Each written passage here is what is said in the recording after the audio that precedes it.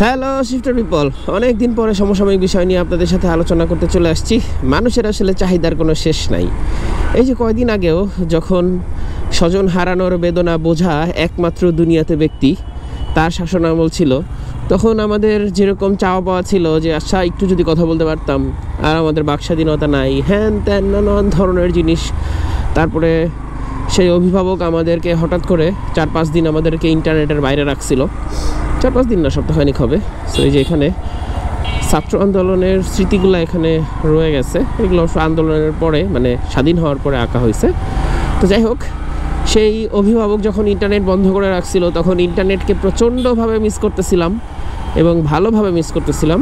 আসসালামু আলাইকুম হালাল কুবুরি।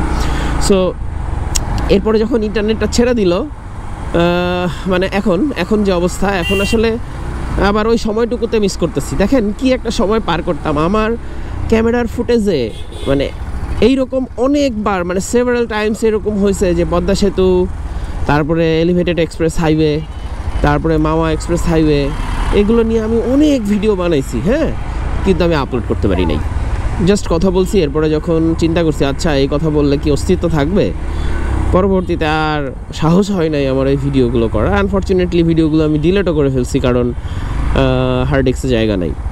সো এখন আসলে ওই সময়টুকু মিস করি। এই যে ভয়, এই যে আতঙ্ক, এই কি বলতেছি, কে শুনে ফেলতেছে, এই হেলমেটের মধ্যেও কথা বলাটাকেও কেমন জানি একটু মানে সাপোকেটেড লাগতো। আচ্ছা না না না না, কেউ শুনে ফেলতে পারে, কেউ মানে দেওয়ালের যে একটা কান আছে সেইটা আমি মনে করেন যে একদম মানে অক্ষরে অক্ষরে একদম মনে প্রাণে অন্তরের অন্তরস্থল থেকে বিশ্বাস করতাম যে যদি শুনে ফেলে।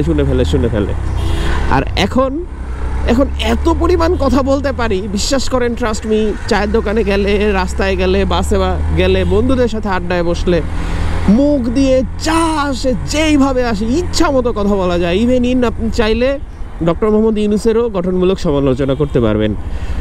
সমালোচনা করলে আপনাকে ধরে নিয়ে যাবে, তারপরে আপনাকে ইচ্ছে মতো পিটাবে, আপনার ফ্যামিলিকে অত্যাচার করবে, আপনার কাছে টাকা পয়সা চাবে। হ্যাঁ, ওই সময়টা মিস করতেছি।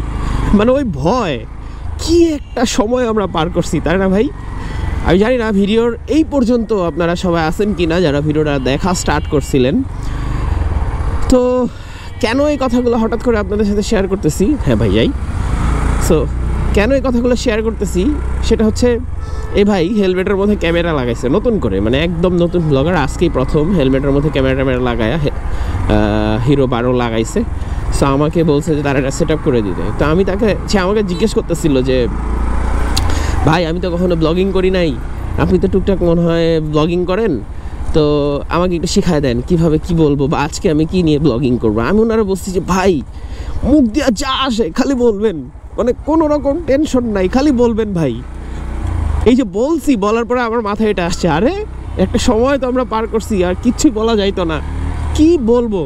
ধরেন আমি বলছি যে রাস্তাটা ভালো না, আল্লাহ না করুক এই রাস্তা করছে আওয়ামী লীগ সম্পর্কিত কোনো এমপি, ওর চোখে পড়ছে আমার এই ভিডিওটা, ধর ওরে বান, ওই কইছে রাস্তা ভালো না, সরকার বিরোধী, ওরে ধর।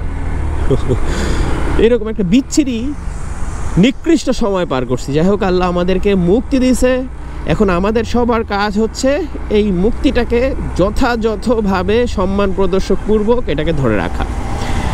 এমন কোনো কাজ আমরা এই মুক্তির আনন্দে বাধারা হয়ে করব না যে কাজটা করার পরে আমাদের এই স্বাধীনতাটা প্রশ্নবিদ্ধ হবে। যাই হোক, ভিডিও আর বড় করবো না, বক করবো না। দেখা হচ্ছে নতুন কোনো জায়গা থেকে। মুক্তির এই আনন্দ নিয়ে আপনাদের কাছ থেকে বিদায় নিচ্ছি। Tata, good bye.